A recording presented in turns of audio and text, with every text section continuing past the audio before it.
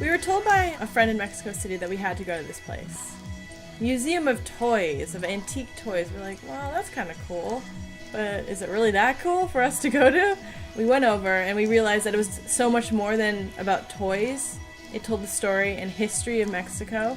When you enter, there's this troll holding a sign that says, the Museo de Juguete Mexico, the toy museum. You already think, this is going to be a fun surprise. Quite out of place in a way, because it's covered with huge murals done by international street artists. And inside is over 1 million toys. I never had a mentor or never was teach how to collect. Yeah. I was only a keeper. I try to keep everything that makes me happy. That's the reason. I started with this kind of stuff. And what year did most of these first toys? I started in 1950s, in the middle of 50s, when I was 10 years old. Oh wow! Yeah. When you collect from, since you are a kid, you collect everything. This what you take here is a Batmobile. This is a Mexican version of a Batmobile. Nobody keep that kind of stuff. Nowadays, toys are made by designers that only think in selling quantities. They are not intended to be played with, but to be sold. To sold a lot. Like most things these days. Yeah, like most things these days. No? The second you walk into the toy museum, it's that feeling of being a child again that overwhelms you. An assortment of toys that take you into different decades, that take you into the lives of many children and into the mind of a collector.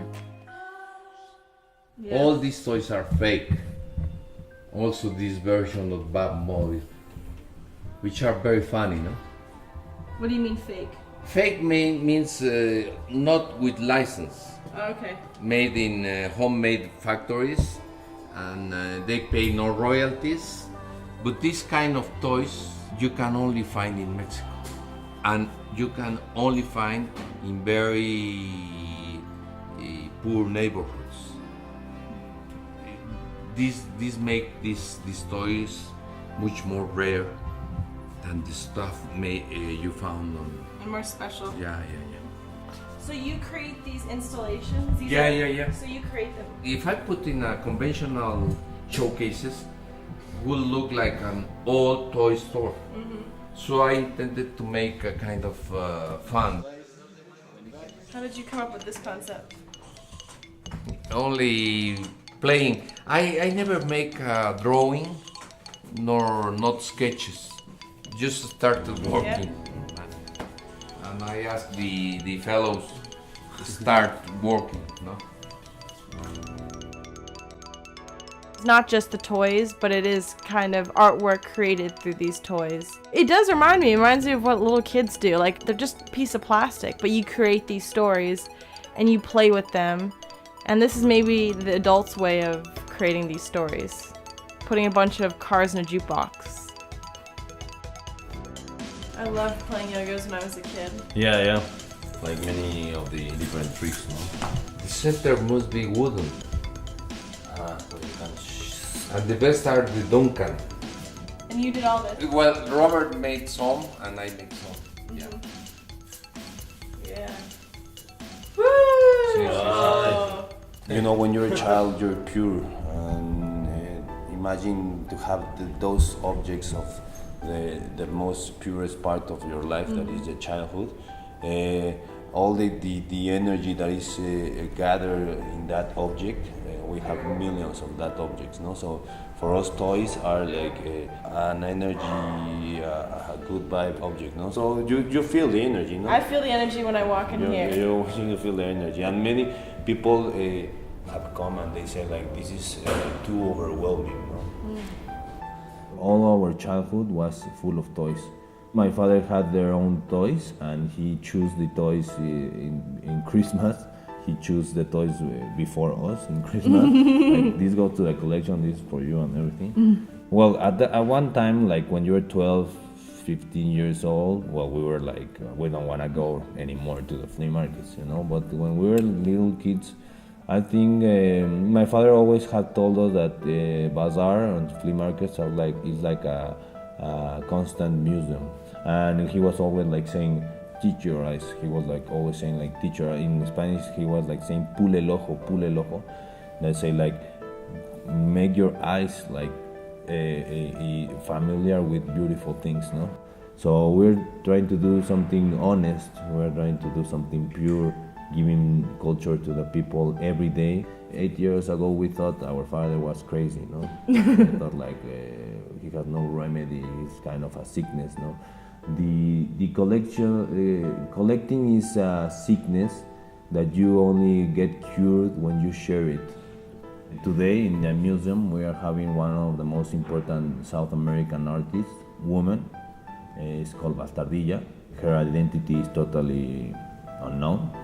So and we will be painting today with the museum in our warehouse.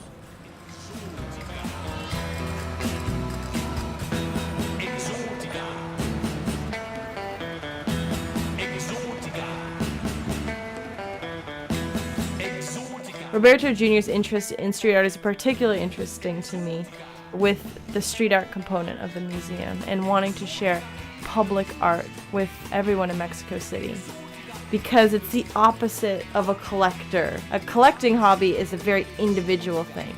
Street art is a very public thing, and it's something to be shared.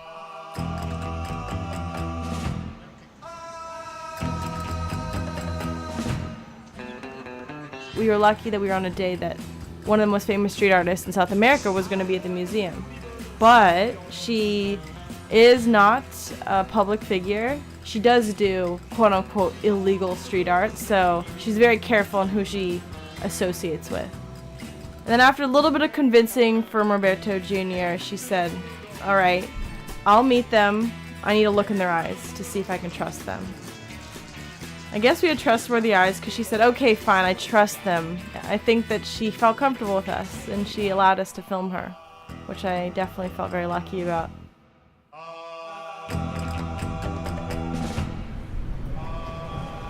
Bastardilla. Bastardilla. Dilla. Dilla. Dilla, sí. Bastardilla. Perdí varios años. Perdí varios años en la escuela por estar pintando en el pupitre, así, solamente pintando. Escuchando las clases y no tomaba apuntes en la clase, sino que solo pintaba, dibujaba. Pero no fue tiempo perdido. La imagen que realicé hoy en compañía de ustedes tiene que ver más con la soberanía alimentaria, lo que le estaba comentando a Samuel, de la riqueza de los pueblos, la riqueza de un país que tiene que ver con no con el dinero ni solamente con el desarrollo tecnológico, sino que también tiene que ver con la soberanía alimentaria, que es producir el propio alimento, poder comer de él. We arrived at the museum early in the morning and we did not leave the museum until midnight because we were there watching Bastardilla complete her entire piece.